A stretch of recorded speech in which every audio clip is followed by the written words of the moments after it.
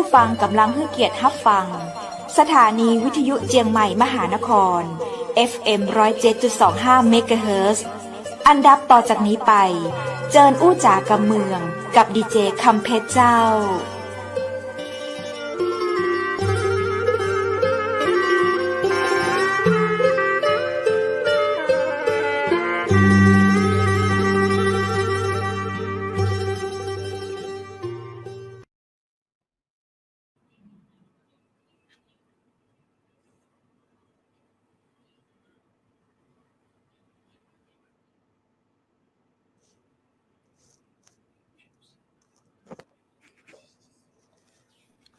สวัสดีครับเข้ารายการแล้วนะครับ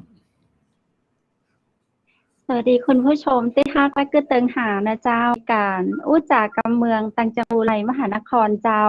แพร่ภาพออกอากาศจากอากาศเชียงใหม่คุณผู้ชมเจ้าวันนี้มาป้ากันวันอังคารที่19เดือนตุลาคม2564ข้าเจ้าดีเจคำเพชรและดีเจวุฒินะเจ้าพร้อมกับทีมงานเชียงใหม่มหานครนำเรื่องราวดีๆมีสาระมาจ๋ามาฝากคุณผู้ชมเจ้าสามารถติดตามรับชมผ่าน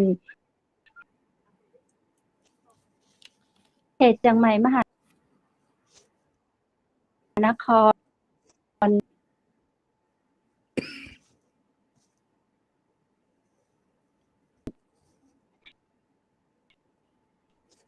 เฟซบุ๊กก่อน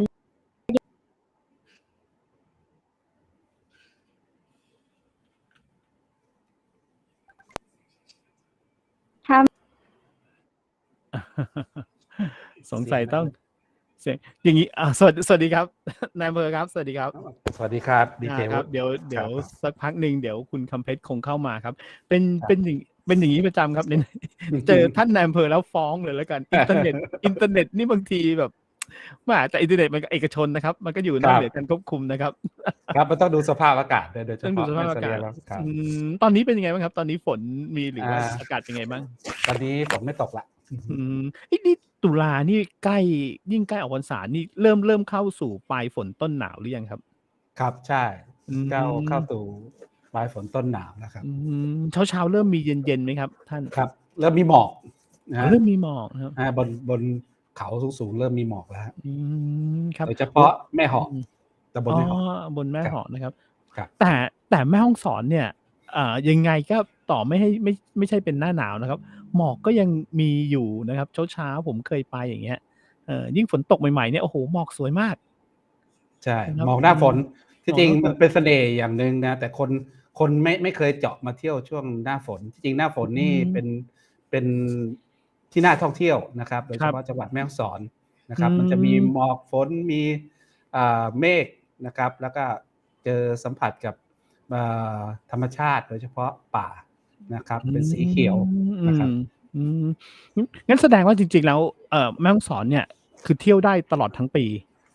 จริงๆแล้วเที่ยวได้ตลอดทั้งปีนะครับแต่เราจะไปโค้ดหนักกันโดยเฉพาะช่วง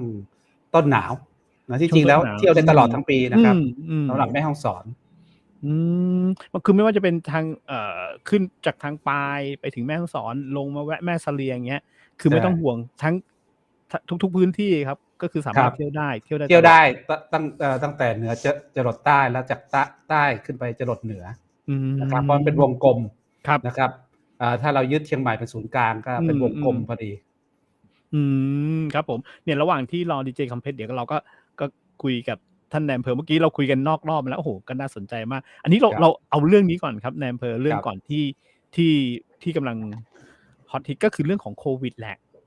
ตอนนี้จำนวนคนเป็นยังไงบ้างครับผมที่สถานการณ์โควิดอะครับครับถ้าพูดสถานการณ์โควิดนะถ้าภาพรวมของประเทศนะถ้าพูดตรงๆนะครับแม่ฮ่องสอนเนี่ยอันดับสุดท้ายสุดนะครับ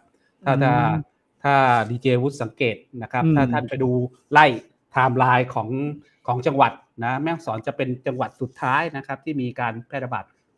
น้อยที่สุดนะครับในประเทศไทยด้วยซ้ำนะครับแล้วก็จะอยู่ในอันดับ3นะครับแค่ควบคุม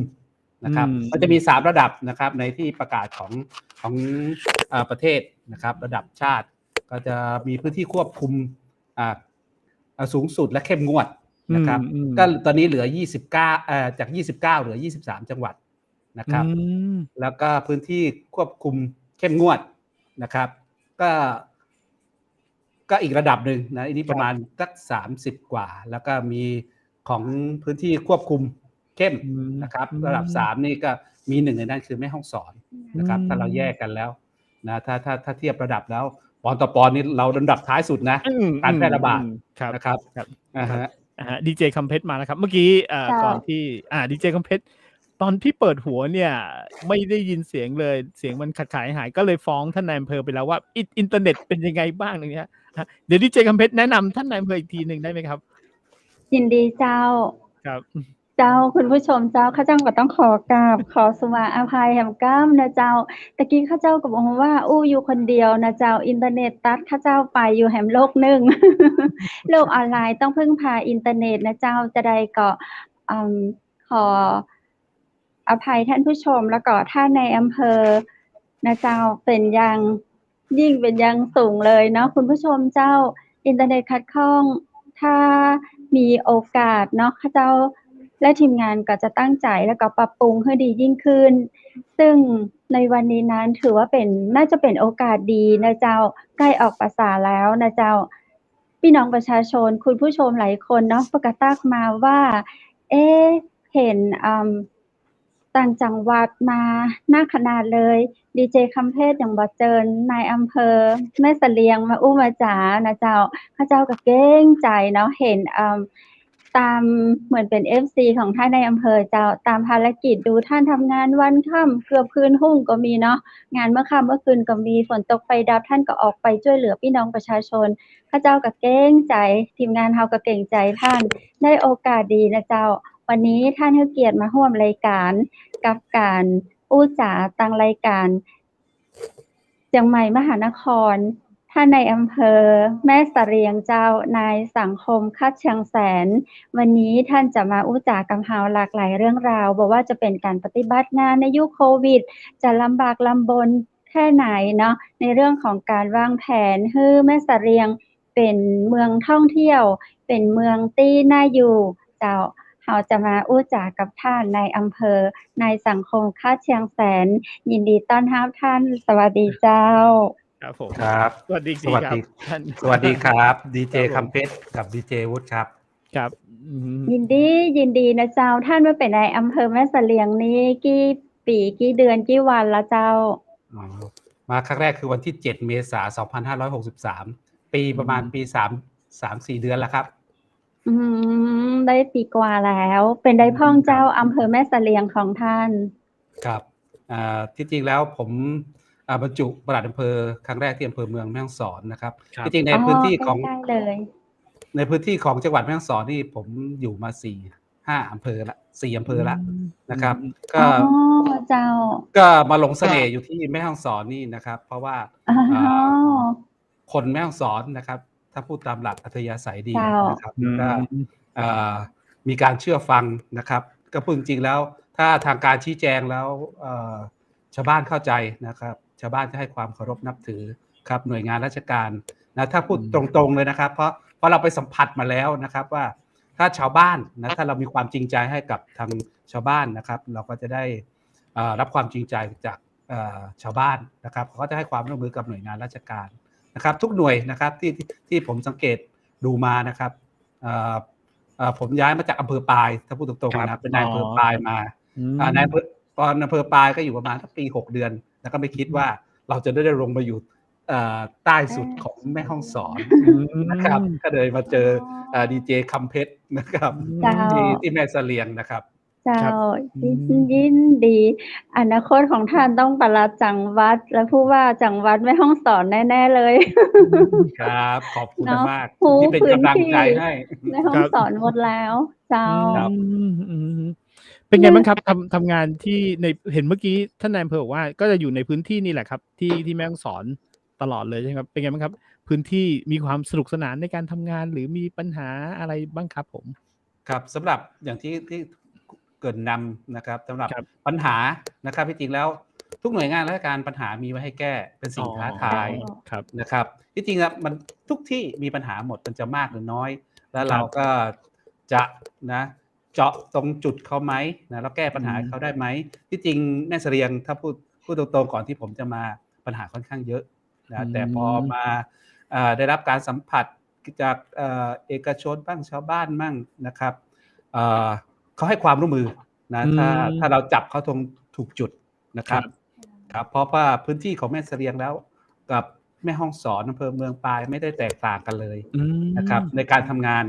นะความยากลำบากลักษณะคล้ายกันนะแต่ของเราจะมีปัญหานิดนึงคือ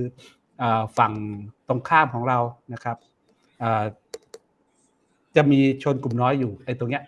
เป็นปัญหาส่วนหนึ่งนะแล้วก็ที่จริงแล้วมองในมุมบวกเขาก็ช่วยเราได้เยอะนะครับครับผมก็คือที่บอกก็คือประเทศที่อยู่ข้างๆเราก็คือเมียนมานะครับผมใช่ไหมครับครับอ๋อ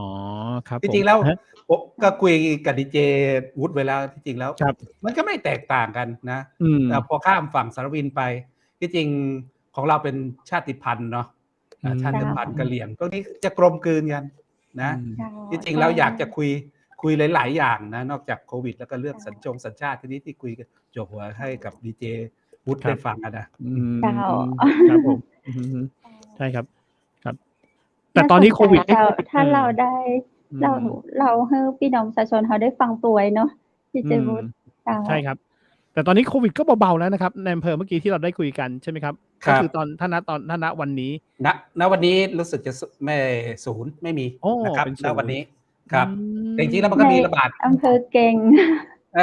ไม่ใช่ในอำเภอเก่งอำเภอจัดการป๊บต้องขอบคุณประชาชนชาวแม่เสลียงนะครับนายอำเภอไม่เก่งนายอำเภอได้แค่ขอความร่วมมือและกระชับนะครับแล้วก็ให้ความช่วยเหลือส่วนที่เขาขาดนะครับที่จริงแล้ว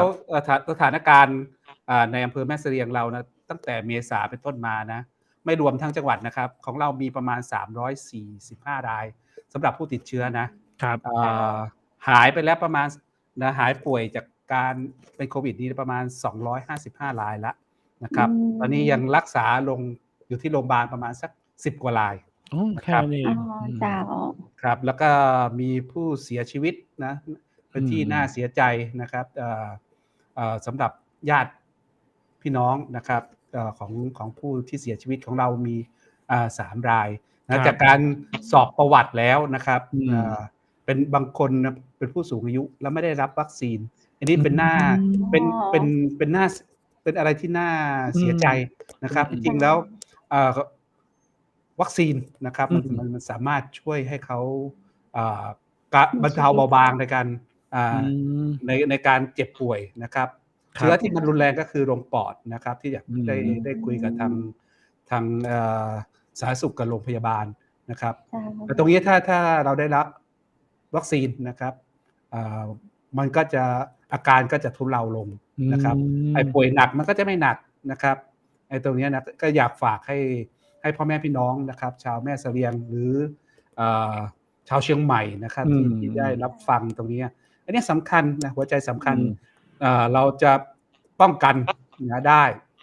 นะลดการแพร่ระบาดได้หรือทำให้อาการไม่หนักนะครับจากการฉีดวัคซีนเท่านั้นนะครับไอ้ตรงนี้ต้องให้ความสำคัญถ้าพูดกันสมัยก่อนเนาะวัคซีนสมัยก่อนที่เราฉีดนะเช่นไข้หวัดใหญ่เช่นปลูกฝีอะไรจริงเราก็ไม่ได้ถามยี่ห้อหรอกนะจริงประสิทธิภาพนะสมัยเด็กๆเราก็นะพ่อแม่เราก็ไม่ได้ว่าอะไรถ้าฉีดแล้วมันเป็นการป้องกันนะไอ้ตรงนี้ก็เหมือนกันวัคซีนของโควิด -19 มันจะมีหลากหลายยี่ห้อก็จริงนะแต่ก็อยากเชิญชวนพี่น้องนะครับประชาชนนะครับที่ได้รับยินนะตามเสียงนะครับก็อยากให้พ่อแม่พี่น้องนะครับทั้งบ้านใกล้เรือนเคียงไม่ใช่เฉพาะแม่เสลียงนะครับก็อยากให้มาฉีดวัคซีนดีกว่านะครับโดยเฉพาะของแม่เสลียงนี้ถ้าพูดกันตรงตอนนี้ฉีดได้ประมาณเกือบ 50% แล้วนะของแม่ฮ่องสอนเองนะจากการรณรงค์แล้วก็ทางชาวบ้านนะเห็นเคสว่าผู้เสียชีวิตนะ จากการประชาสัมพันธ์นะไม่ได้ฉีดวัคซีนนะชาวบ้านก็เลยตระหนักขึ้นนะแต่ตรงนี้ก็ยังขาดโอกาสอีกนิดนึงนะจริงๆแล้วเราแม่เสลียงพื้นที่เราค่อนข้างลำบากนะในหลายพื้นที่โดยเฉพาะตำบลแม่คงตำบลเสาหินนะตรงเนี้ยชาวบ้านจะลงมาฉีดนะผมว่าต้นทุนมันค่อนข้างสูงนะกำลังคุยกับทางสาธารณสุขกับทางโรงพยาบาลถ้าเป็นไปได้อยากให้เคลื่อนที่นะเอาไปให้บริการให้ใกล้ที่สุดนะครับที่ผมมาอยู่แม่เสลียงนะก็เล่าให้ฟังกันแล้วกันนะชาวบ้านนะโดยเฉพาะบ้านโกรกแปดปอมือจวคีลงมาท่านเข้าใจไหมเขาต้องเหมารถลงมาครับนะที่จริงระยะทางประมาณสัก70-80 โลเหมาที 7,000-8,000 นะโอ้โหผมเห็นผมยังตกใจเลยโอ้โหแม่เสลียงขนาดนั้นเชียวเหรอแต่จริงๆแล้วเป็นจริงใช่ต้องเหมารถมาบางทีเพราะว่าต้องเหมารถมาจะมาติดต่อราชการเลยเขาถึงต้องเสียเวลาแล้วก็เสียค่าใช้จ่ายค่อนข้างสูงเขาถึงไม่ลงมานะอันนี้ก็เป็นส่วนหนึ่งนะครับเพราะว่าการเดินทางนะส่วนหนึ่งคือการเดินทางของเราด้วยแหละพื้นที่ของเราเป็นป่าเขาและถนนพื้นที่โดยเฉพาะเสาหินแม่คงเนี่ยมันต้องถนนน่ะกับลำน้ำมันไปในทางเดียวกันอ๋อครับเข้าใจนะฮะครับเข้าใจครับถนนกับลำห้วยน่ะมันเป็นทางอันเดียวกันที่ทับกันไปเวลาหน้านี้ถ้าฝนตกมาเยอะๆเนี่ยถนนใช้ไม่ได้เลยเหมือนข่าวออกวันก่อนคือรถไหลไปกับน้ำเลยใช่2 ครั้งแม่เสลียงอ่ะรถไหลไปกับน้ำก็เอ็นดูนะส่วนมากจะเป็นครูที่อยู่บ้านโกแปะบ่อมือจอปกีที่จริงแล้วรถมันไปไม่ถึงเขาจอดไว้ที่จริงเขาก็คิดว่าน้ำไม่มาแล้วแหละนะเขาเคยจอดไว้นะแต่ปีนี้ฝนมันหนักเลยน้ำมารถก็หายไปนะนี่มันมีอะไรแปลกๆเยอะของแม่เสลียงนะครับรวมทั้งโควิดด้วยก็อยากฝากประชาสัมพันธ์นะเพราะว่าของเราสถานการณ์คลี่คลายไปในทางที่ดีแล้วนะครับที่ดีครับครับผมก็สามารถติดต่อที่อสม.ประจำหมู่บ้านลงชื่อไว้ก่อนนะเจ้าครับได้ครับอาจารย์ครับดีเจคำเพชรเพราะว่าตอนนี้ประเมินกันน่าจะทั่วถึงแล้วเจ้ายังข้าเจ้าก็จะเข็มที่3แล้วนะเจ้าก็ฝากดีเจเพชรนะครับเพชรนะครับเพราะว่าต้องประชาสัมพันธ์เนี่ยเห็นไหมท่านดีเจเพชรเห็นแล้วก็ไม่มีผลข้างเคียงไม่ได้น่ากลัวไม่ใช่น่ากลัวอย่างที่คิดฉีดแล้วเซฟตัวเองเซฟคนข้างเคียงเราด้วยนะครับครับแล้วอย่างนี้วันที่1ที่รัฐบาลแบบจะเปิดประเทศเนี่ยคนเริ่มวางแผนเที่ยวแล้วครับท่านนายอำเภอแม่เสลียงเนี่ยมีความพร้อมไหมครับในการที่จะรับนักท่องเที่ยวนี้ครับตรงนี้นะครับทางท่านรองผู้ว่าตอนนี้ท่านรองผู้ว่ารักษาการแทนท่านผู้ว่าของแม่ฮ่องสอนเรานะก็จะเปิดวันที่1เช่นกันนะครับท่านเขาได้วางแผนกับทางกลุ่มท่องเที่ยวนะครับแล้วก็ทางททท.เขาวางแผนกันไว้แล้วนะครับก็เปิดวันที่1เช่นเดียวกันนะครับเพราะว่าของเราได้วางแผนมาตั้งแต่ต้นปีแล้วนะครับตั้งแต่ท่านผู้ว่ายังไม่ได้ย้ายไปลำปางท่านก็วางแผนไว้ท่านก็มองว่ายังไงแม่ฮ่องสอนเขาต้องเดินต่อนะครับ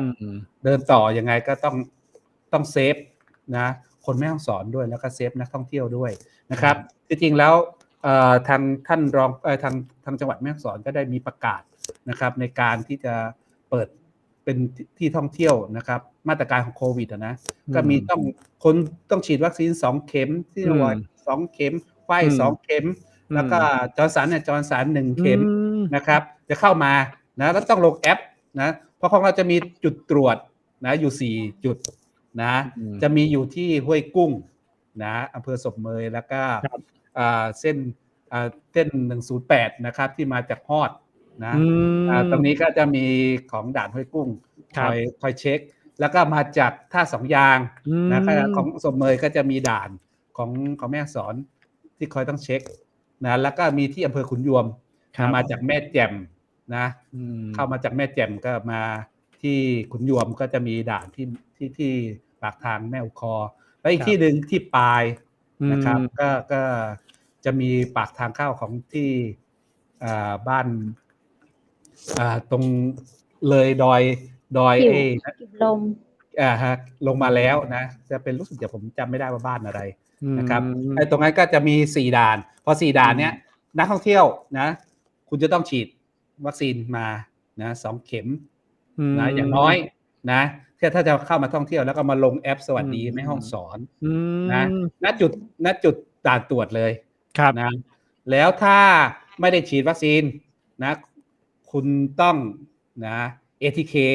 มาไม่เกิน36 ชั่วโมงหรือถ้าสวอปนะก็อันนี้ไม่เกิน72 ชั่วโมงครับก็มีประกาศของจังหวัดแม่ฮ่องสอนละนะเมื่อวันที่15นี่เองนะครับก็เป็นมาตรการของแม่ฮ่องสอนนะเพื่อจะคัดกรองนักท่องเที่ยว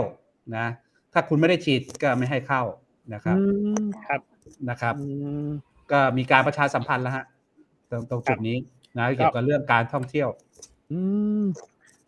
พร้อมนะครับแม่เสลียงนี่เป็นประตูแห่งการท่องเที่ยวอำเภอหนึ่งนะเจ้าเราจะเริ่มตั้งแต่แบบว่ามีดอกบัวตองบานที่ดอยแม่ฮ้ออย่างประมาณนั้นเข้ามาเลยท่านในอำเภอจะแนะนำนักท่องเที่ยวอย่างไรเจ้าสำหรับการท่องเที่ยวแม่เสลียงสำหรับการท่องเที่ยวของอำเภอแม่เสลียงผมเสียดายอยู่อย่างนึงเนาะคือตอนนี้งานออกหว่านะที่เราเคยจัดเมื่อปีที่แล้วผมก็ได้ร่วมงานกับทางเทศบาลเขาได้จัดนะแต่ปีนี้เขางดนะเพราะว่าสถานการณ์ก่อนที่จะมีสถานการณ์รุนแรงนะที่จริงก็หวังไว้ว่าจะจัดกันโดยจัดไม่มีงานรื่นเริงนะครับจะมีการบิณฑบาตเช่นเดิมนะแต่พอสุดท้ายมันมีหยุดช่วงหนึ่งก่อนที่สถานการณ์จะซาลงมันมีการระบาดค่อนข้างเยอะเลยก็ทางเทศบาลก็เลยของดนะครับแล้วก็มีบางส่วนเขาก็ยังจัดอยู่โดยเฉพาะตามวัดนะครับทีนี้ทางวัดศรีบุญเรืองนะครับก็ต้องขอบคุณวุฒิขึ้นภาพไหมคะเมื่อกี้หลานถ่ายวิดีโอใส่มาส่งมาแล้วครับค่ะสดๆเลยค่ะตอนนี้ตอนนี้สวยนะครับต้องถามดีเจคำเพชรนะครับเพราะว่าท่านอยู่ใกล้กับทางวัดศรีบุญเรืองกำลังประดับประดาและสวยงามเสียงแทรกเราคือดนตรีไทยดนตรีพื้นเมืองคุณวุฒิมีไหมคะมีน้องเขาถ่ายสดให้เราเดี๋ยวผมระหว่างท่านนายอำเภอพูดไปด้วยเดี๋ยวผมขึ้นภาพไปด้วยครับผมใช่เลยครับท่านนายอำเภอครับนอกจากที่วัดศรีบุญเรืองแล้วก็จะมีตรงพิพิธภัณฑ์นะที่พิพิธภัณฑ์นี้ทางเทศบาลเขาก็ได้มีมติกันนะครับถึงจะไม่จัดงานแต่ก็ยังให้ดำเนินการจัดประดับประดาโคมนะที่จริงแล้วที่นี่เป็นเมืองแห่งโคมจริงๆนะครับนี่สดๆเลยท่านอำเภอภาคได้เลยนะคะอันนี้คือที่ห้องส่งเราเลยค่ะคุณวุฒิเนี่ยค่ะนี่ติดกับห้องส่งของคุณคำเพชรใช่ค่ะนี่ติดห้องส่งหันหลังก็จะเป็นภาพนี้เลยโคมใหญ่มากครับที่จริงแล้วนะถนนของอำเภอแม่เสลียงนะที่จริงก็ถ้าเขาจัดงานออกหว่าเต็มรูปแบบนะจะประดับโคมสวยงามมากนะครับเป็นประเพณีที่มีหนึ่งเดียวในประเทศไทยนะเขาเรียกว่างานออกหว่าที่จริงก็คือออกพรรษาเรานี่แหละออกพรรษาเนี่ยนะครับใช่เลยเขาเรียกออกหว่านะที่จริงแล้วนอกจากงานประเพณีงานออกหว่าแล้วที่จริงแล้วแม่เสลียงมีสถานที่ท่องเที่ยวหลายแห่งนะโดยเฉพาะตำบลแม่เหาะนะมันมีสถานที่ดูวิวดูอะไรค่อนข้างสวยนะผมก็จะแนะนำคือดอยวูกะโจะดอยอะไรนะครับวูกะโจะอ๋อครับผมเป็นชื่อภาษากะเหรี่ยงพอถ่ายภาพมาจะเห็นวิวอำเภอแม่เสลียงนะอำเภอแม่เสลียงอะไรที่เป็นที่สีสันงดงามมากนะจริงๆแล้วตรงนี้เราก็ยังไม่ได้เปิดเป็นทางการนะถ้าพูดตรงๆแล้วนะแต่ก็มีทางมหาลัยแถวมหาสารคามเข้ามาทำสำรวจไว้แล้วนะแต่ในโอกาสข้างหน้าหนาวสวยเมื่อก่อนจากตำบลใช่อากาศดีมากนะดีทั้งไม่ว่าหน้าร้อนหน้าฝนหน้าแล้งนะครับถ้าพูดตรงๆแล้วนะอากาศดีมากเที่ยวได้ทั้งปีจริงๆแล้วเที่ยวได้ทั้งปีนะอีกที่หนึ่งที่อยากแนะนำก็คือนะสารวินฮะครับสารวินนะถ้าพูดกันตรงๆแล้วมันมีที่เดียวในประเทศไทยนะครับคือที่จังหวัดแม่ฮ่องสอนนะจริงสารวินเนี่ยเป็นอะไรที่ ประวัติที่มีอะไรที่น่าสนใจ เป็นแม่น้ำ2แผ่นดินนะครับคือแผ่นดินของเมียนมานะแล้วก็แผ่นดินของไทยนะมันเป็นพรมแดนนะกั้นระหว่าง2ประเทศนะเป็นอะไรที่น่าสัมผัสนะที่จริงแล้วสารวินนะมันนอกจากเราจะล่องเรือแล้วนะมันมีสถานที่ท่องเที่ยวเป็นจุดๆหลายที่นะที่สามารถเข้าไปถึงที่สัมผัสได้ก็คือบ้านท่าตาฝั่งครับนะบ้านท่าตาฝั่งมันก็จะมีหน่วยของอุทยานสารวินนะครับตรงนั้นนะวันนั้นจากที่ผมไปสัมผัสมาโดยเฉพาะช่วงหน้าหนาวนะมันจะเหมือนทะเลเลยนะเขาจะมีหาดทรายกว้างมากสวยอ๋อเหรอครับอ๋อเหรอที่นี่ที่แม่เสลียงละเอียดหาดทรายละเอียดทรายเป็นทรายเป็นฝุ่นทรายครับเป็นทรายละเอียดมากนะมันเหมือนทะเลเลยนะมันเป็นหาดทรายที่กว้างนะตรงนี้จุดที่น่าสัมผัสนะแล้วในลำน้ำสารวินเองที่จริงมันมีอะไรที่น่าสนใจเยอะนะดีเจวุฒิกับดีเจคัมเพชรถ้าท่านดูแผนที่นะแผนที่แม่ฮ่องสอนท่านจะเห็นว่าแม่ฮ่องสอนอยู่ทิศตะวันตกสุดในประเทศไทยนะแล้วมันมีดินแดนนะดินแดนที่ปลายหางม้าน้ำนะมันจะสามารถขายเป็นจุดขายได้ว่าทิศตะวันตกสุดของประเทศไทยคือแม่ฮ่องสอนนะถ้าท่านดูจากแผนที่ปลายของแม่ฮ่องสอนนะพอตีบรรทัดลงมาจากเหนือจดใต้นะแม่ฮ่องสอนเนี่ยเป็นทิศตะวันตกสุดแล้วนะเราอาจจะโอกาสข้างหน้าเราอาจจะมานอนดูพระอาทิตย์ตกทิศตะวันตกสุดของแม่ฮ่องสอนหรือแสงสุดท้ายของของประเทศไทยก็ได้นะในโอกาสข้างหน้านะจริงๆแล้วแล้วก็สารวินนะมันจะมีสระกินนรีนะที่จริงแล้วเราก็ยังไม่ได้เปิดตัวเป็นทางการเพราะว่าสถานการณ์โควิดด้วยสถานการณ์ของชายแดนของเราด้วยเมื่อปีที่ผ่านมานะที่จริงแล้วถ้าพูดตรงๆที่สารวินนะมันจะมีอ่างนะเป็นสระหินปูนนะน้ำมันก็จะไหลมาจากฝั่งไทยนะตกลงมาตามโขดหินแล้วก็จะมาลงอ่างเนี้ยนะจริงอ่างนี้ถ้าท่านติดตามนะท่านผู้ชมหรือท่านดีเจวุฒิดีเจคัมเพชรติดตามโฆษณาตัวหนึ่งนะที่เป็นสุรานะถ้า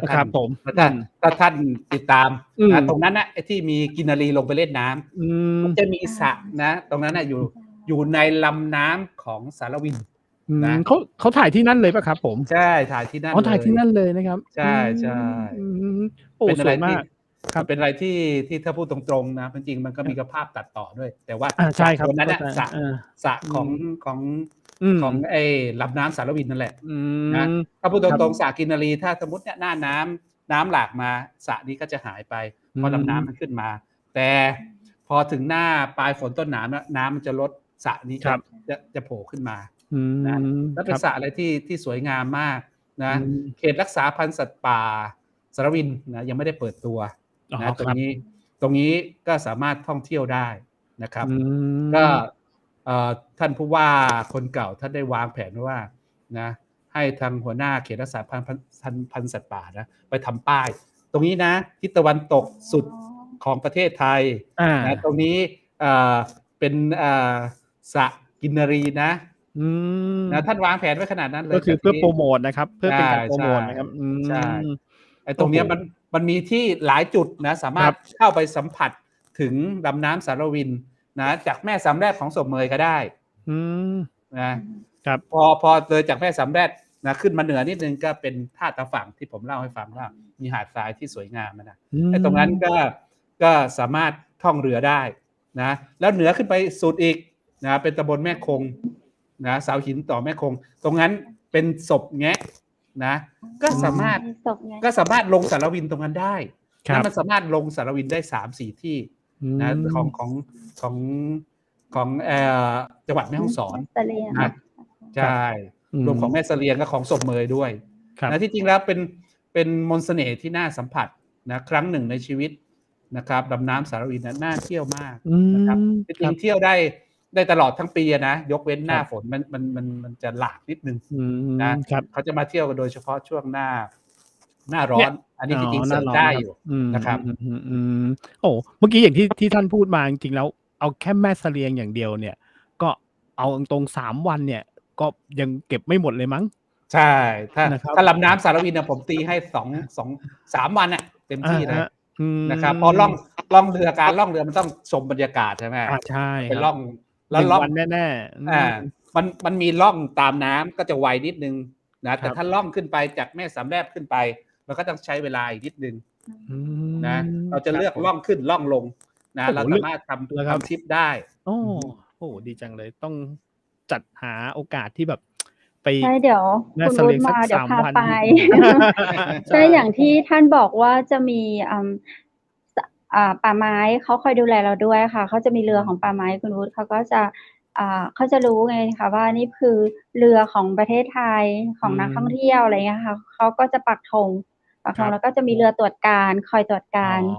ค่ะ ส่วน อื มากเพชรไป ม ก็จะไม่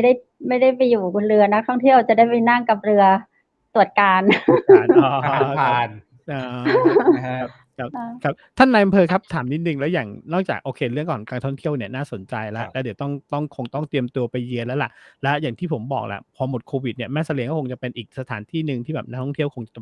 ไปเยือนกันเยอะอะครับ ตอนนี้ถามท่านนายอำเภอนิดหนึ่ง อย่างปัญหาของทางแม่เสลียงครับผม มีเรื่องของ อย่างเรื่องของ โอ้โฮ หลายชนชาติจังเลย อย่างเงี้ย ตรงนี้ ครับ มีปัญหาอะไรหรือเปล่าครับผม? ที่จริงแล้ว ชนชาติที่นี่เขามีประมาณ ครับ 3-4 เผ่านะครับ อืมี ม ละว้า มีม้งนะครับ แล้วมีกะเหรี่ยง อืกะเหรี่ยง ม มีกะเหรี่ยงขาว กับกะเหรี่ยงสกอร์อืนะ ที่จริงแล้ว ม ที่นี่จะไม่มีปัญหาเรื่องการอยู่รวมกันนะครับ อ๋อ ไม่มีปัญหา ลืมไปอีกชนเผ่าหนึ่ง คือชนเผ่าพื้นเมืองเรานี่แหละ ครับ นะ ค ค รั รับ บ ที่จริงแล้วการอยู่นะครับ การป อื กครอง ม จะไม่มีปัญหานะครับ เขาให้เกียรติซึ่งกันและกันนะ เขาก็ยึดถือตามประเพณีของแต่ละเผ่าอยู่แล้วนะ ไอ้ตรงไหนที่เป็นข้อห้าม อืม เราก็ไม่ปฏิบัตินะคอืรับ อันไหนที่ ม ที่มีจุดร่วมกันเราก็ปฏิบัติร่วมกัน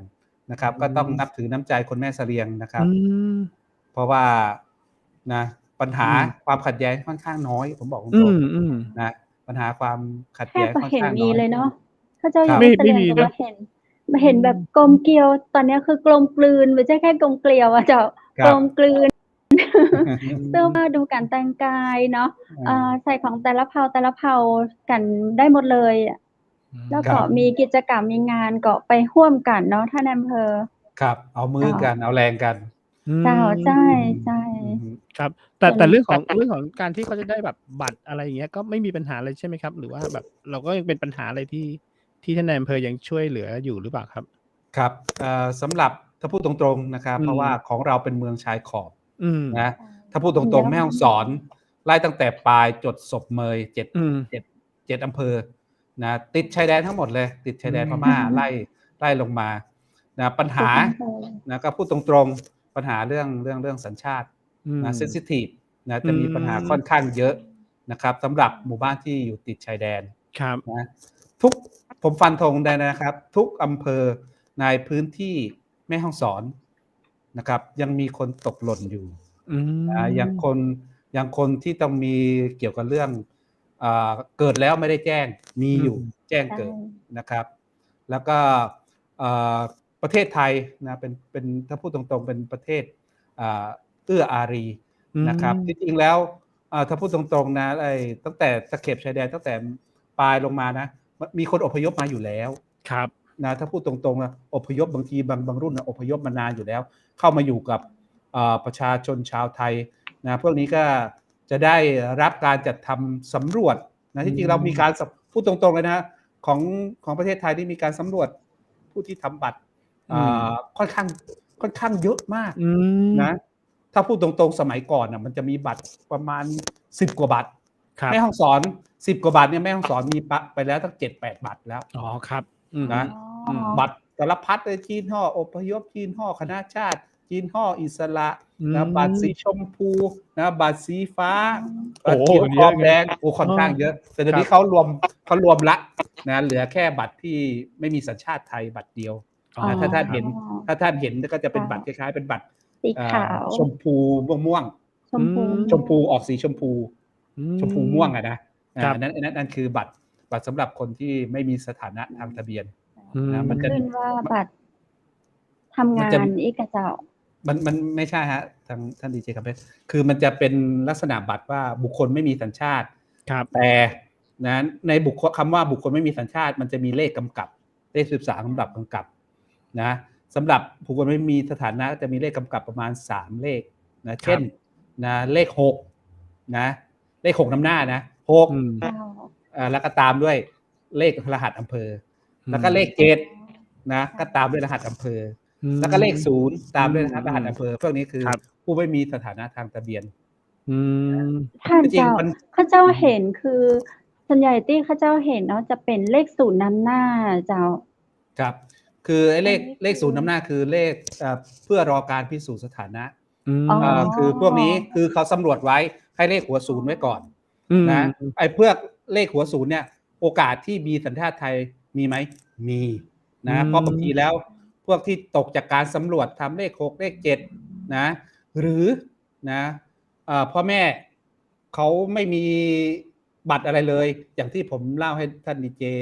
วุฒิฟังนะครับ เพราะว่าบางคนแล้วบางทีข้ามไปข้ามมาอย่างที่ผมเล่าให้ฟังนะตัวนี้ก็ทำเลข0ไว้ก่อน อืม นะรอการพิสูจน์ อืม เช่นเอาไปตรวจ DNA กับญาตินะ ครั ถ้า DNA พิสูจน์มาแล้วไอ้เลข0เนี่ยเป็นญาตินะและเป็นญาติสายตรงกันเนี่ยนะพวกนี้ก็สามารถขอสัญชาติไทยได้ อืม อืม ครับก็จากเลขศูนย์อาจจะเป็นเลข6 เป็ ได้ นเลขจากเลข0อาจจะเป็นเลข5เลข อ๋อ 3เลข ครับ 5ได้ อืม เลข5คือเลขสัญชาติไทยที่ได้รับการเพิ่มชื่อ อืม อ๋อ เลข10หลักในไอ้ข้างหน้านะมีความหมายทั้งหมดเลย ถ้าท่านไปดูในทะเบียนในบัตรของท่าน ครับ ของ ครับ ท่านดีเจวุฒิ อ่า ดีเจ ต่อให้เราอยู่กรุงเทพนะ จะนำหน้าด้วยเลข3 อ๋อใช่ค เพ รับ ราะพวกนี้ ใช่ค จะ รับ เกิดก่อนปี26 อ๋อจะ พวกที่เกิดก่อนปี26นี่จะได้เลข3ทั้งหมด ครับ สาม อ่า ใช่ใช่ ถ้าหลังปี26มามันจะเป็นเลข1 อ๋อ อ๋อ โอ้นี่เพิ่งรู้เนี่ยเป็นความรู้ใหม่ มีความหมายหมด นั่น ที่ท่านเห็นเลขข้างหน้านะ เอ๊ะ ใช่ อย่างคนมาเกิดทีหลังเฮาอย่างเพิ่นเป็นเลขหนึ่ง ใช่ เฮานี่อย่างเพิ่นแบบบ่ต่อเฮาไปเป็น4-5-6 นะเป็นเรื่องละเอียดอ่อน หนึ่ง นะมันต้องคนทำงานห้องทะเบียนน่ะจะรู้ อ๋อ นะครับ แต่ก็ดีนะครับก็แยกแยะหมายถึงว่าก็ อ่า เป็นอะไรที่สามารถดูได้ชัดเจนนะครับผม ใช่ ว่า มันแยกแยะให้ชัดเจน ครับ ที่ผมมาอยู่แม่เสรียงนะเรื่องเกี่ยวกับเรื่องสัญชาตินะจริงๆแล้วการที่จะได้สัญชาติมันสามารถได้หลายวิธี อืม 1โดยการเพิ่มชื่อ อืม เนาะ2โดยการแจ้งเกิดกำหนด อืม นะครับ3นะมันจะมีพวกนี้มันจะยื่นขอมาตรา23 ครับครับ มาตรา7ทวิเพราะมันเป็นเรื่องละเอียดอ่อนมากนะหลักๆแล้วอย่างที่คุยเกรินไว้กับท่านดีเจวุฒิบางทีแล้วมันมีคน2สัญชาตินะแม่เสลียงมันถูกกั้นด้วยลำน้ำสารวินนะทั้งชุมชนท่านจะสังเกตว่าชุมชนส่วนใหญ่ก็จะอยู่ลำน้ำใช่ไหมสารวินทั้งสองฝั่งมีทั้งฝั่งไทยด้วยฝั่งพม่าด้วยที่จริงแล้วพวกนี้นะมีการสลับโยกย้ายที่อยู่กันนะที่จริงแล้วเป็นเรื่องละเอียดอ่อนมากเลยนะครับบางคนนะเคยเกิดในประเทศไทยเป็นคนไทยแท้ๆนะทีนี้อยู่มาช่วงระยะเวลาหนึ่งนะอาจจะมีพม่านะอยู่ฝั่งตรงข้ามนะเขาเข้ามาอยู่อาศัยในหมู่บ้านแล้วก็ได้แต่งงานกันแล้วอพยพไปอยู่ฝั่งพม่าก็มีนะแล้วพวกนี้ก็จะไม่ได้รับการจัดทำทะเบียนประวัตินะไม่ได้สัญชาติไทยเนาะคือไปณตอนนั้นนะตัวเองต้องไปอยู่กับครอบครัวของตัวเองก็เลยยังไม่ได้แจ้งเกิดไม่ได้ทำอะไรสักอย่างนะพออยู่วันดีคือดีนะสถานการณ์ฝั่งพม่ามีความรุนแรงนะก็อพยพเข้ามาอยู่ในหมู่บ้านเราพวกนี้ก็จะได้ไม่ได้รับการจัดทำทะเบียนประวัติแต่นะบางคนเขาอพยพมากลับมาแล้วนะมีครอบมีครัวพาครอบครัวมาอยู่นะในกลับมาที่เดิมแล้วนะมันมีอยู่เคสหนึ่งผมเล่าให้ฟังแล้วกันนะเป็นผู้หญิงนะก็เนี่ยแต่ยังไม่ได้สัญชาติไทยนะเขาก็สมัยก่อนท่านก็คงรู้นะเพราะว่าการเดินทางมัน เข้าไปหาประชาชนมันค่อนข้างลำบาก ครับ แล้วพวกนี้ก็จะตกหล่นไปโดยปริยาย แต่จริงๆแล้วเขาเกิดฝั่งไทยแล้วพ่อแม่เป็นคนไทย อืม นะเพื่อพี่น้องเขาก็ได้มีบัตรเป็นคนไทยหมดแล้วแต่ณตอนที่เขาได้ครอบครัวนะเขายังไม่ได้บัตรเขาก็อพยพไปอยู่ในฝั่งพม่าเป็นผู้หญิงนะฮะ อืม แล้วเขาก็ไปมีครอบครัวมีสามีมีลูกอยู่ที่นั่น 3-4 คน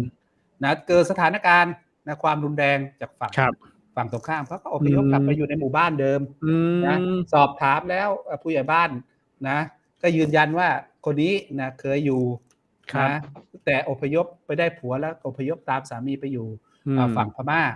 นะตอนนี้กลับมานะก็ไม่ใช่กลับมาตัวคนเดียวนะกลับมาแล้วเอาลูกมาด้วย อืม นะ ครั เอา บ ลูกมาด้วยนะครับ มาอยู่ได้ 2-3 ปีนะ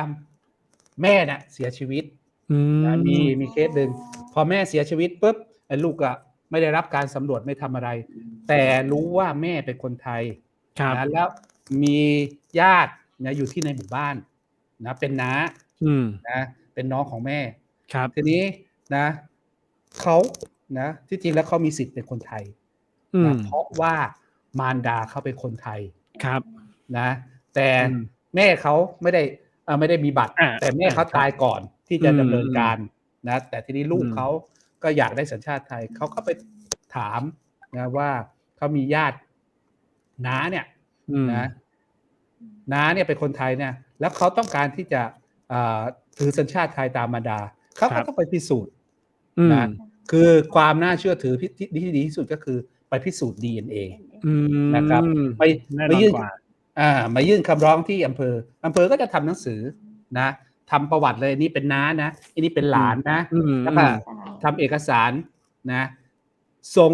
นะหนังสือเรื่องราวคำร้อง พร้อมเจ้าตัวถือเอกสารไปยื่นคำร้องที่โรงพยาบาลมหาเชียงใหม่ นครพิงค์เชียงใหม่นะก็ไปรับการพิสูจน์ DNA นะพิสูจน์กลับมาก็มาดำเนินการที่ทางโรงพยาบาลก็จะส่งมาที่ห้องทะเบียน ครับ นะห้องทะเบียนก็จะเป็นนัด2 คนนะ อืม มาดำเนินการนะ อืม สอบเพิ่มชื่อ ครับ นะครับ อืม ก็ดำเนินการตามขั้นตอนของกฎหมายไทย ครับ นะครับก็ดำเนินการเพิ่มชื่ออนุมัติ อืม นะเพราะว่าสำนักทะเบียนนะครับก็เชื่อในวิทยาศาสตร์ การ DNA พิสูจน์ DNA ไม่หลอกอยู่แล้วครับ ไม่หลอกอยู่แล้วนะครับ อืมอืม เพราะว่าผลออกมาส่วนใหญ่ก็จะเป็น 90% ขึ้นไป อืม นะไอ้ที่ไม่ใช่ญาติกันจริง ผลมันก็จะตรงข้ามกัน อ่าฮะ ไอ้ตรงเนี้ยมันสกรีนเราได้ อืม นะครับ ไอ้ตร ซึ่ ง งแต่ นี้ ก่อนหนั้นนะอาจจะแบบมีการอ้างอะไร ใช่ แต่ตอนนี้ อ้าง ไม่ได้แล้วไม่ได้แล้ว สมัยก่อนเราอ้างพยานบุคคลอย่างเดียว ครับ อ่า อืม อาศัยพยานบุคคลในหมู่บ้าน อืม บางทีแล้วถ้าเขาเตรียมกันดีๆนะทางปลัดอำเภอ ทางอะไรอะไม่สามารถที่จะไปตรวจสอบได้เลยนะผมบอกตรง โอ้เหรอครับผม เจ้า แสดงว่าเนียนมากเลยนะ ๆเรียนมากนะถ้าเขาร่วมมือกันนะถ้าพูดตรง อืม ๆนะนอกจากใช้ DNA แล้วนะผมก็ให้นโยบายทางท่านปลัดเข้าไปว่า ในการที่จะยืนยันตัวบุคคลนะคุณต้องให้นะผู้ใหญ่บ้านทำประชาคมหมู่บ้านด้วย ว่ายืนยันนะยืนยันนะไอ้คนนี้เป็นลูกคนนี้จริง เป็นพี่น้องกันจริงนะไอ้ตัวเนี้ยมันจะช่วยเราได้เยอะนะผมก็เลยบอกท่านปลัดอำเภอไปบอกว่า กรณีเนี้ยถ้าหมู่บ้านถ้าเกิดเป็นคดีนะก็ยกทั้งหมู่บ้า รับ น ผิดชอบทั้งหมู่บ้าน ต้องร่วมรับผิดชอบทั้งหมู่บ้าน ใช่ครับอืม เพราะถ้าเราไม่ใช้อย่างนี้นะถ้าพูดกันตรงๆนะอย่างที่เคยคุยว่าถ้าเราใช้ที่จริงใช้พยานบุคคลอย่างเดียวก็ได้ไหมได้นะไม่ได้กฎหมายไม่ได้ห้ามนะคือเรากลัวตรงนี้คือถ้าสมมุติว่าเราใช้พยานบุคคลแล้วนะถ้าหมู่บ้านไม่รับรองนะถ้ามีการโกหกนะปลัดอำเภอหรือโกหกอะไรมาวิธีสอบนะก็ทางชาวบ้านนั่นแหละไอ้ที่เราไปประชาคมเขาจะแย้กันเองเลยเฮ้ยคนนี้ไม่ใช่นะอันนี้คือผมทำไปคือเซฟเจ้าหน้าที่นะเซฟเจ้าหน้าที่เซฟนายอำเภอด้วยนะอำเภอ ใช่ครับ นายอำเภออนุมัติ ครับ นายอำเภออนุมัตินายอำเภอก็ต้องรับผิดชอบด้วย อ๋อครับไม่งั้นเดี๋ยวเกษียณไปแล้วเดี๋ยวมีอะไรต้องมาขึ้นศาลนี่ไม่ใช่ ใช่ใช่ ก็ ก็ ต้อง มีนะ รอดู ไม่ใช่ว่าไม่มี ครับ นะเป็นนายอำเภอต้องมาขึ้นศาลตอนเกษียณไปแล้วอ่ะมี นะค ท่า รั น บ เคยมีประสบการณ์ประมาณนี้ไหมคะ คือเรามองเห็นความจริงว่าว่าใช่ถูกต้อง แต่ตามตัวบทกฎหมายไม่ใช่ไม่ถูกต้องอะไรอย่างเงี้ยค่ะ แล้วทีนี้คือ เป็นความละเอียดอ่อนอย่างที่ท่านบอกคือมันเหมือนกับแบบว่าศีลธรรมกับกฎหมายบางทีมันไม่ไปด้วยกันมันแย้งกันอะไรอย่างเงี้ยค่ะ เคยเจอปัญหานี้ไหมคะ ท่านอยู่ขอบชายแดนมา เคยมีไหม ค่ะ นะก็พูดตรงๆเคยมี อืม แต่ก็อย่างที่นาทีสุดท้ายอะผลดีเอช่วยผมได้เยอะ อ๋อ นะ ค่ะ ต้องวิทยาศาสตร์ไม่หลอกใคร ใช่วิทยาศาสตร์ไม่หลอกใคร ครับ ณตรงจุดนี้ผ คื ม อ บอก ก่อนหน้า ตรง นั้นไม่มียุคของการตรวจ DNA เราเคยมีปัญหานี้ไหมคะ จนแบบรู้สึกสะเทือนใจเขาน่าจะได้เป็นคนไทยนะ แต่เขาไม่สามารถเป็นได้ ครับ มีไหมก็ลักษณะนี้เราก็บอกผมตรงๆผมรับราชการแม่ฮ่องสอนมาตั้งแต่เป็นปลัดอำเภอนะคนที่ได้สัญชาติไทยผ่านมือผมไม่ต่ำกว่า 2,000 ผมบอกตรงๆ โอ้ครับ นะ อนุโมท เยี่ยม นา เลย อนุโมทนาสาธุด้วยในพระคุณเนาะ เพราะ ช่วย เพราะกฎหมาย ช่วยค พอน ให้ได้ กฎหมาย สัญชาติ เปิดปุ๊บนะมัน อืม มีหลายเคส ค่ะ โดยเฉพาะชาวเขาติดแผ่นดินนะผมทำให้นี่ประมาณเป็นพัน แล้วก็พวกที่มาตรา7 ทวินะที่ทำคำร้องแล้วส่งไปสมัยก่อน การอนุมัติมันอยู่ที่กรมกระทรวงมหาดไทยทั้งหมดเลย ครับ นะตอนนี้เขาผ่องถ่ายมาให้ทางผู้ว่าแล้ว อ๋อ นะแต่สมัยก่อนเนี่ยเมื่อสักย้อนไปสัก20 ปีที่แล้วค่อนข้าง อืม ได้สัญชาติไทยค่อนข้างเยอะค่อนข้างลำบากมาก อืม นะผมเลยต้องทำมาโดยยึดหลักกฎหมายเป็นหลักก่อน ครับ นะ อืม ท่านดีเจคำเพชรเพราะว่าถ้าเราไม่ยึดหลักกฎหมายนะไม่มีใครช่วยเราได้ ครับ อืม อืม ค่ะ แม้แต่เจ้านายเราก็ช่วยไม่ได้ ถ้าเราไม่ได้ยึดห ใช่ ลักกฎหมาย ใช่ครับ ครับ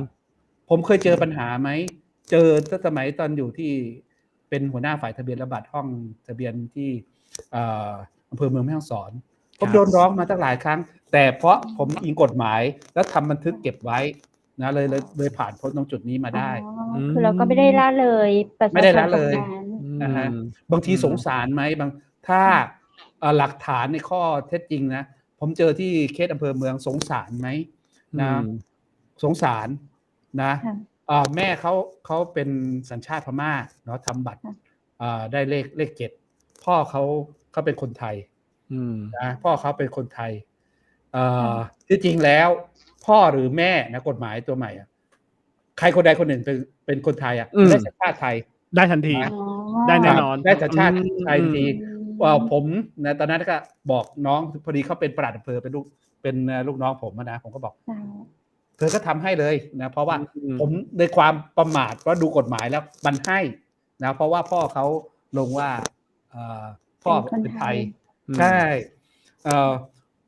แต่นะปลัดอีกคนนึงบอกนายหัวหน้าส่งเรื่องไปตรวจ DNA ดีกว่าก็บอกแล้วแต่ทางปลัดกันละกันเขาก็ทำเรื่องไปสอบนี้นะผลสุดท้าย DNA ตีกลับมาเนาะเขา DNA นี่ทางโรงพยาบาลเขาจะส่งมาตรงที่สำนักทะเบียนเลยกลายเป็นว่าไม่ใช่พ่อลูกกัน อ๋อมีการแอบอ้าง ไม่ใช่แอบอ้าง ไม่ใช่แอบ ผ อ้าง มบอกพูดตรงๆคือไม่ได้แอบอ้างหลักฐาน ค่ะ นะในทะเบียนประวัติอ่ะเขาเป็นเลข6นะเขาเกิดในไทยนะแล้วบัตรทะเบียนประวัติเขาเกิดในไทย แล้วพ่อเขาก็ระบุเลยนะว่า พ่อเขาชื่อนี้เป็นคนไทย ครับ นะแต่เพราะว่าผมเชื่อในหลักฐาน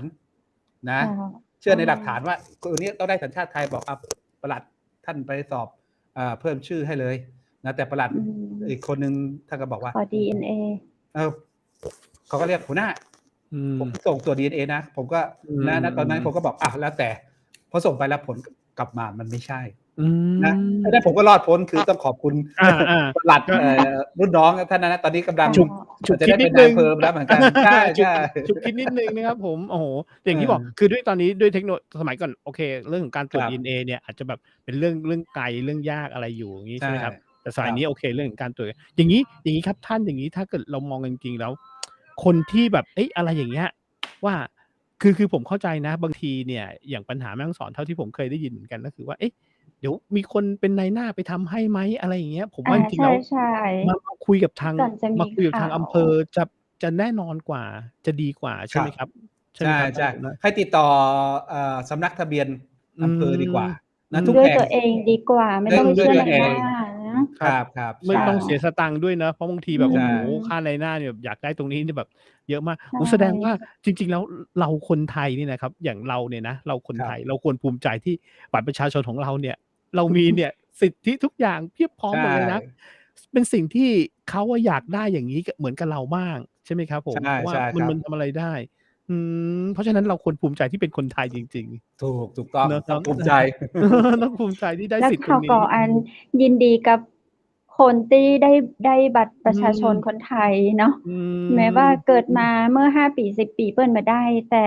มามีโอกาสได้เนาะโดยจะเป็นจากท่านในอำเภอในอืมสังคมข้าเชียงแสนหรือว่าท่านปลัดเนาะคนอื่นอืๆที่ครับมีความช่วยเหลือกันก็โอ้โฮ ถือว่าเป็นการเนาะครับท2,000กว่าคนำเป็นี่นะนบุญเยอะเป็นอานะท่านนิสงส์อืครับมยิ่งใหญ่ใช่เลยอืเจ้าเนี่ยแม่ฮ่องสอนยังต้องมีอีก อืมครับแล้วในกรจริงๆแล้ว ใน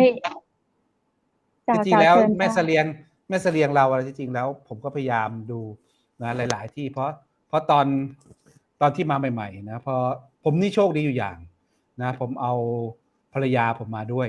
ครับนะภรรยาผมเป็นนายกกิ่งกาชาดอำเภอแม่เสลียงอืโดยตำแหน่งมนะครับโดอืมยการแต่งตั้งคือผมออกพื้นที่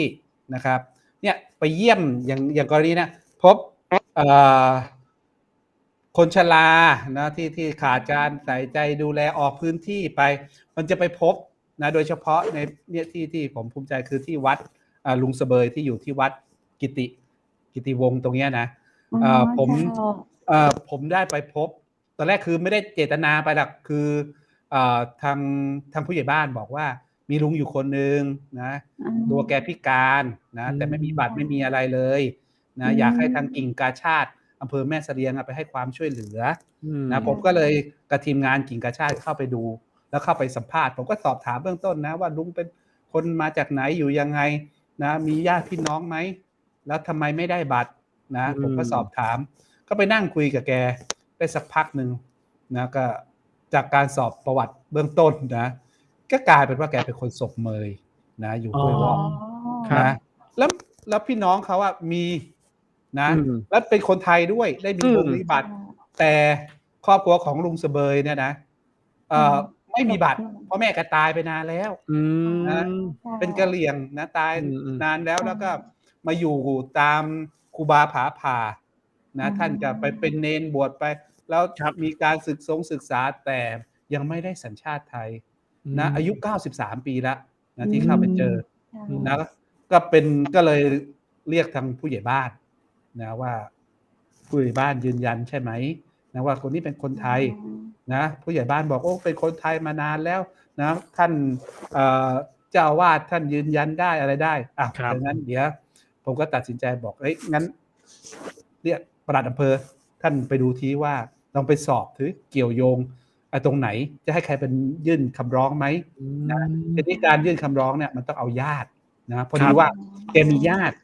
นะเป็นหลานนะหลานแท้ๆนะก็เลยดำเนินการให้แล้วก็ได้รับการอนุมัติเพิ่มชื่อนะเพราะตรงนี้มันจะเกี่ยวกับสิทธิประโยชน์ของคนชราด้วยเช่นเบี้ยคนชรา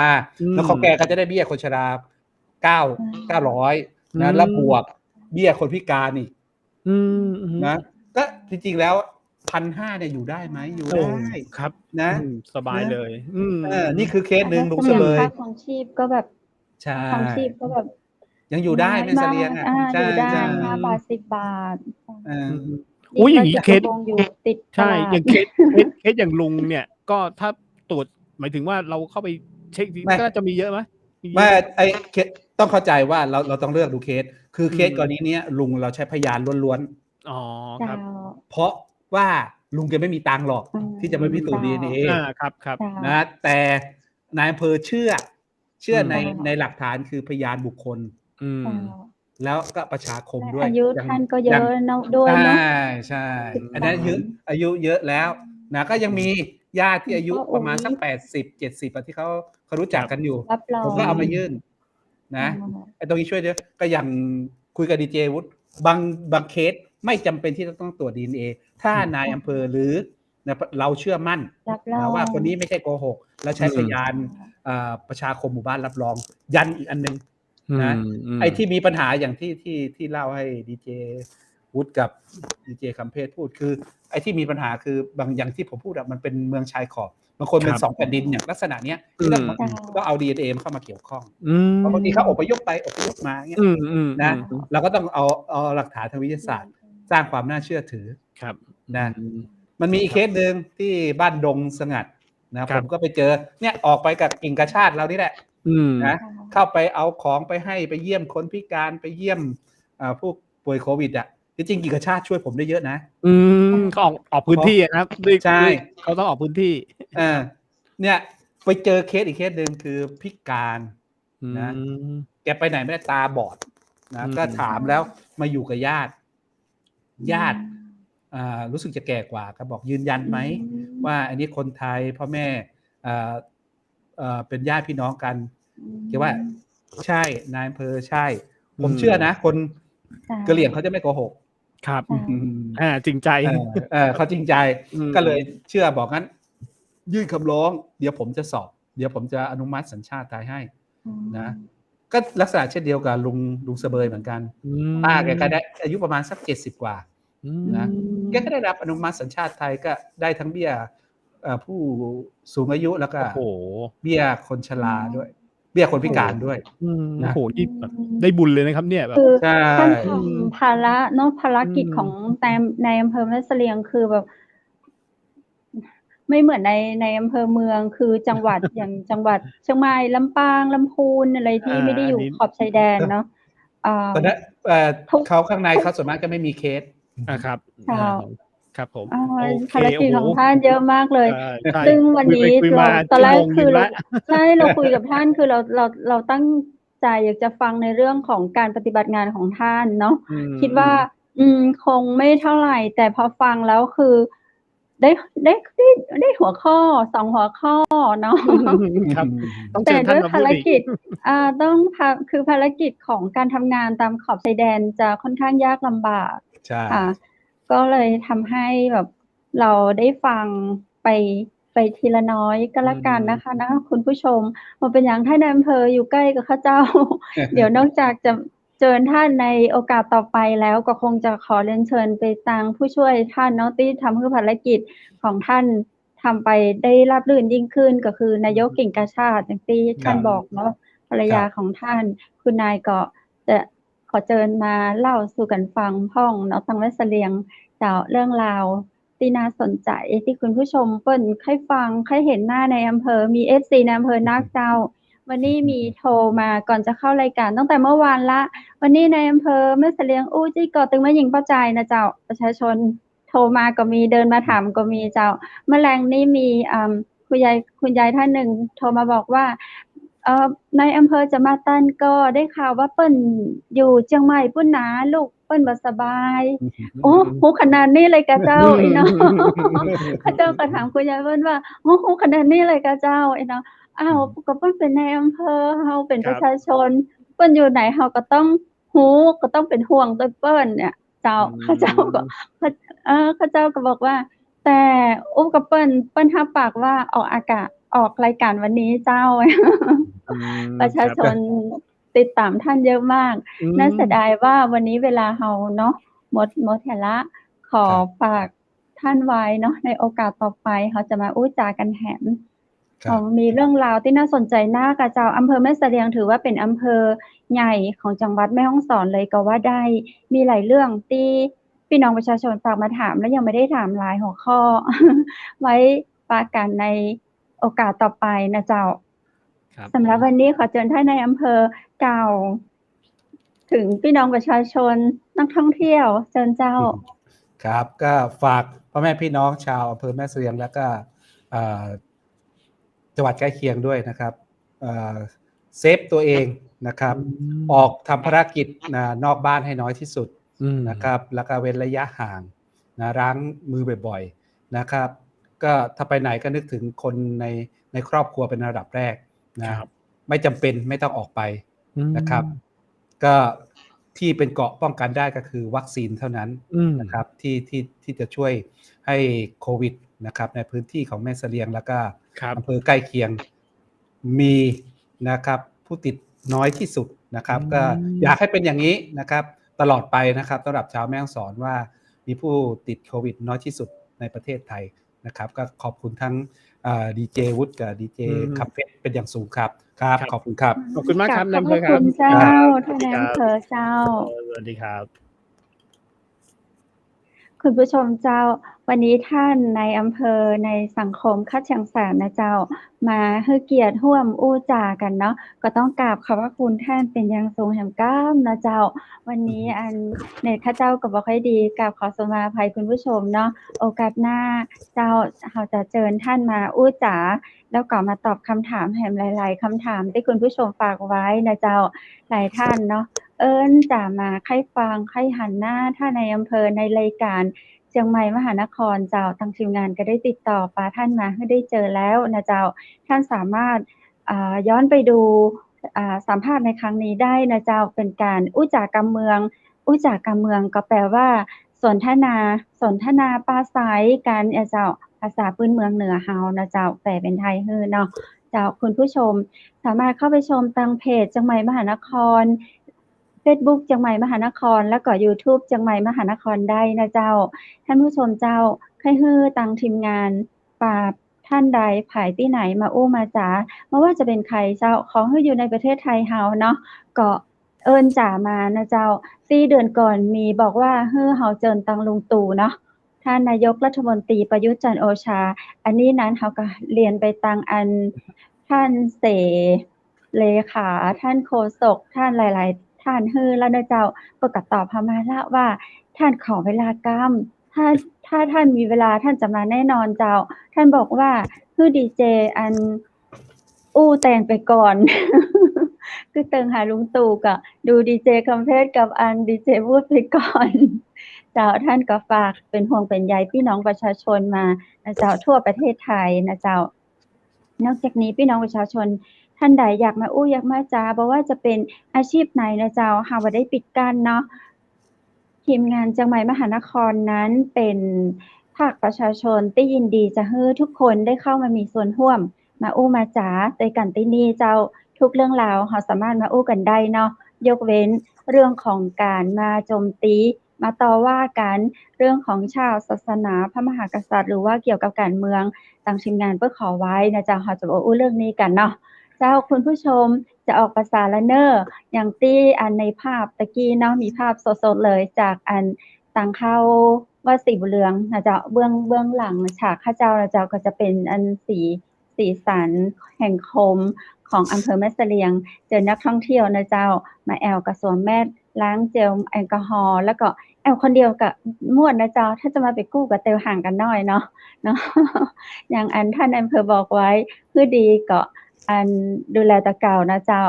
อยู่บ้านสำคัญที่สุดนะเจ้าในช่วงนี้เนาะก็ฝากกันไว้หมดเวลาเห็นแล้วพรุ่งนี้ปีกันปากันแหมใหม่นะเจ้าคุณผู้ชมพรุ่งนี้ก็มีเรื่องราวดีๆจากหอการค้าจังหวัดแม่ฮ่องสอนนะเจ้าถ้าข้าเจ้าจำบ่ผิดเนาะจะได้อู้กับคุณปอยนะเจ้าจะมีเรื่องราวของแม่ฮ่องสอนมาเล่าสู่กันฟังเจ้าทางภาคเหนือของเฮาเนาะทางภาคใต้ภาคอีสานเจ้าทั่วสารทิศกับรายการเชียงใหม่มหานครก็มาอู้จากันที่นี่วันนี้ข้าเจ้าและทีมงานเชียงใหม่มหานครขอขอบคุณสปอนเซอร์ใจดีนะเจ้าร้านครัวปินโตเชียงใหม่เจ้าเปิดบริการกู้วันคุณผู้ชมที่อยู่อำเภอเมืองเชียงใหม่สามารถโทรสั่งอาหารได้นะเจ้าเปิดบริการส่งตรงถึงบ้านเบอร์โทรศัพท์0818843354เจ้าและขอขอบคุณทางอำเภอแม่เสลียงนะเจ้าโรงแรมแม่เสลียงเวียงงามเจ้าเปิดบริการ24ชั่วโมง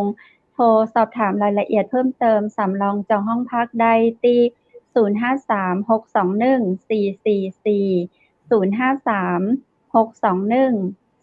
053-621-444 นะเจ้าและวันนี้ข้าเจ้าขอขอบคุณชุดพิธีกรหญิงจากร้านผ้าพื้นเมืองชุดไทยใหญ่แม่เสลียงโทรสอบถามรายละเอียดเพิ่มเติมได้นะเจ้าที่0826166889นะเจ้า 0826166889 และสุดท้ายท้ายสุดนี้ข้าเจ้าดีเจคำเพชรดีเจวูดและทีมงานจากใหม่มหานครขอกราบขอบพระคุณคุณผู้ชมทุกคนทุกท่านนะเจ้าขอบคุณทุกกำลังใจขอบคุณที่ติดตามชมขอกดไลค์กดแชร์เพื่อกับทีมงานจากใหม่มหานครนะเจ้าเป็นกำลังใจให้กันและกันเนาะพรุ่งนี้ปีกับป้ากันแหมใหม่เนาะ2 ทุ่มถึง3 ทุ่มเช่นเคยเจ้าสำหรับวันนี้ขอให้คุณผู้ชมทุกท่านโชคดีและมีความสุขนักๆนอนหลับฝันดีราตรีสวัสดิ์เจ้า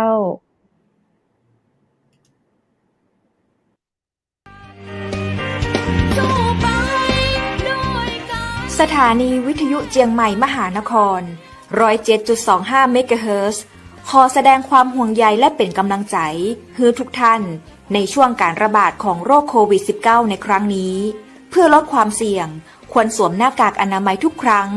ล้างมือเป็นประจำขอให้อยู่ที่บ้านให้นักที่สุดด้วยความปรารถนาดีจากหมู่เฮาเจ้าเจียงใหม่มหานครสนับสนุนโดยกาแฟโกแม็กคอฟฟี่และโรงแรมแม่เสรียงเวียงงามโทร 053-621-444 และ 081-595-2883